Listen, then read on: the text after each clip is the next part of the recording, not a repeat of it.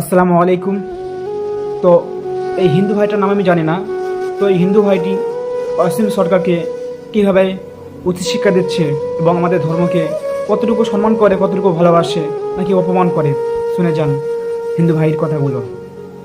আল্লাহ তাআলা যদি মুসলমান করে পাঠাতো, এই চোখ একটু কাটিয়ে দিয়ে পাঠাইছে, কানের ফুটো গেছে, নাকের ফুটো গেছে, মুখ কাটিছে, প্রস্রাবখানা তৈরি করেছে, পায়খানা তৈরি করেছে, আগাটুক একটু কাটিয়ে পাঠাতে পারতো না। পাঠাই না কেন? যদি মুসলমান হয়ে মনে হয় খালি ওই আগাটুক কাটিয়ে পাঠাই রেখে জবাব চাইতে। প্রথমত ইসলামের ভাষায় একজন সত্যিকারের মুসলিম হতে হলে তার পুরুষাঙ্গের বোধ দ্বিতীয় চামড়া কাটতেই হবে, এই কথা সম্পূর্ণটাই ভিত্তিক। কারণ ইসলাম ধর্ম অনুযায়ী একজন সত্যিকারের মুসলিম হতে হলে তাদের মহান আল্লাহ তাআলা কিছু শর্ত দিয়েছেন। ইসলাম ধর্মের পবিত্র ধর্মগ্রন্থ কোরআন সূরা আল বাকারা 285 নম্বর আয়াতে স্পষ্ট বলে, রাসূল সাল্লাল্লাহু আলাইহি ওয়াসাল্লাম ঈমান এনেছে, আর মুমিনগণ ঈমান এনেছে আল্লাহ, তার ফেরেশতা, তার কিতাব সমূহ ও তার রাসূলগণের প্রতি। অন্যদিকে কোরআনে সূরা আন-নিসার 136 নম্বর আয়াতে স্পষ্ট বলে, হে মুমিনগণ, তোমরা ঈমান আনো আল্লাহ, তার রাসূল, তার কিতাব এবং ফেরেশতাদের প্রতি। এবং ইসলাম ধর্মগ্রন্থ সহিহ আল বুখারীর 8 নম্বর হাদিসে স্পষ্ট বলে, ইসলাম প্রতিষ্ঠিত হয়েছে 5টি স্তম্ভের উপর। 1, আল্লাহ ছাড়া কোনো উপাস্য নেই এবং মুহাম্মদ সাল্লাল্লাহু আলাইহি ওয়াসাল্লাম তার রাসূল, এই সাক্ষ্য দেওয়া। 2, সালাত কায়েম করা। 3, যাকাত প্রদান করা। 4, হজ আদায় করা এবং 5, রমজানের রোজা রাখা। অন্যদিকে সহিহ আল বুখারী 6029 নম্বর হাদিসে মুহাম্মদ সাল্লাল্লাহু আলাইহি ওয়াসাল্লাম স্পষ্ট বলেন, তোমাদের মধ্যে সেই ব্যক্তি উত্তম যার চরিত্র উত্তম। অর্থাৎ ইসলাম ধর্ম অনুযায়ী একজন সত্যিকারের মুসলিম হতে হলে ঈমান, 5টি স্তম্ভ,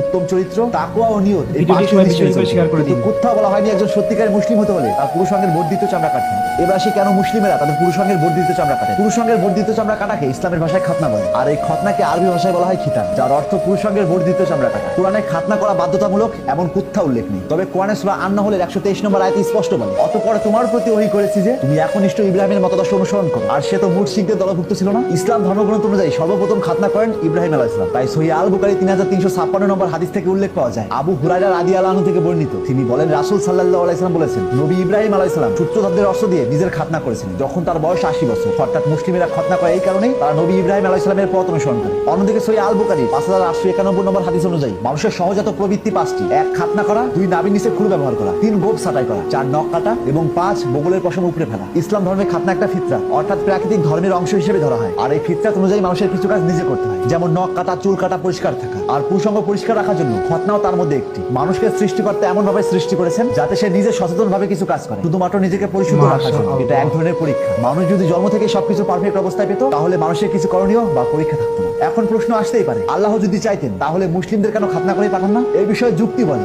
আমরা কেন জন্ম থেকে ভাত খেতে পারি না, দুধ খেতে হয়? কেনই বা আমরা জন্ম থেকে দাঁত বিরাজ করা অবস্থায় আসি না? আঙুলের নখ তো ছোট করেই পাঠাতে পারতো, কেন সপ্তাহে একবার নখ কাটাতে হয়? জামা প্যান্ট যদি পরারই জিনিস হয়, তবে কেন জন্মের সময় সম্পূর্ণ উলঙ্গ পাঠান? জামা কাপড় দিয়েও তো পাঠাতে পারতেন। কিছু কিছু জিনিস সৃষ্টিকর্তা মানুষের এমন বানিয়েছেন যাতে মানুষ নিজেই সেটার যত্ন নেয়, যেমন নখ কাটা, চুল কাটা, জামা প্যান্ট পরা প্রভৃতি। খাতনাও সেই সেলফ মেইনটেন্সের একটা অংশ। এটা কোনো প্রকার সত্যিকারের মুসলিম হওয়ার কোনো বৈশিষ্ট্য না। এই সমাজে অনেক যারা প্রতিনিয়ত অসৎ কর্মকাণ্ড করছে, ইসলামের ভাষায় সেই ব্যক্তি একদমই মুসলিম না। অর্থাৎ আমরা সাধারণ জীবনে যেমন নখ, গোঁফ, চুল ছাঁটাই করা এবং গোপন অঙ্গের লোম কাটি, ঠিক তেমনই ইসলাম ধর্মে খতনা করা বা পুরুষাঙ্গের বর্ধিত চামড়া কাটা একটা পরিষ্কার পরিচ্ছন্ন রাখার রীতি মাত্র। তার সঙ্গে একজন সত্যিকারের মুসলিম হওয়ার সঙ্গে কোনো সম্পর্ক নেই। ইসলাম ধর্ম গ্রহণ করার মূল শর্ত হলো শাহাদা, অর্থাৎ ঈমান ঘোষণা করা, কোনো খাতনা করা না। এই ভিডিওর মূল উদ্দেশ্য কোনো ধর্মকে ছোট বা অসম্মান করা না, বরং এই ভিডিওর মূল উদ্দেশ্য প্রত্যেকটা ধর্মের আলাদা আলাদা রুলস এবং রীতি থাকে। যেমন আমরা সনাতনীরা মূর্তি পূজা করি, অন্যদিকে ইসলাম ধর্মের মূর্তি পূজা করা হয়। তাই বলে কোনো মুসলিম বলতে পারে না হিন্দু তুমি মূর্তি পূজা করতে পারবে, এটা বলা রাজস্থান নেই। ঠিক তেমনই খতনা করা মুসলিমদের একটা রীতি, তাই বলে তাদের রীতিকে অসম্মান করা বা কটূক্তি করার রাইটস আমার নেই। মনে রাখবেন, আপনি যখন অন্য ধর্মকে গালি দেবেন বা কটূক্তি করবেন, তারাও আপনার ধর্মকে গালি দিতে বা কটূক্তি করতে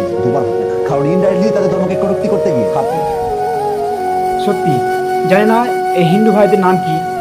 তো হিন্দু মানে ধর্ম বিরোধীটা না, হিন্দু মানে প্রেম, প্রীতি, ভালোবাসা, মায়া, মোহব্বত। হিন্দু মুসলিম মানে একে অপরের প্রতি ভালোবাসা, দয়া। আর সত্যি এই ভাইটি যে আমাদের ইসলাম ধর্মকে এত ভালোবাসে আমি আগে জানতাম না, আর এই ভাইকে আমি চিনতাম না। আর এই ভাইয়ের জন্য দোয়া করি, ভাইটি যেন সর্বদাই ভালো থাকে, সুস্থ থাকে, আল্লাহ যেন ওনাকে সর্বদাই সঠিক পথে রাখে। আর বেশি বেশি করে ভিডিওটি শেয়ার করুন, যাতে প্রত্যেকটা মানুষ দেখতে পারে এবং এই ভাইয়ের জন্য দোয়া করতে পারে।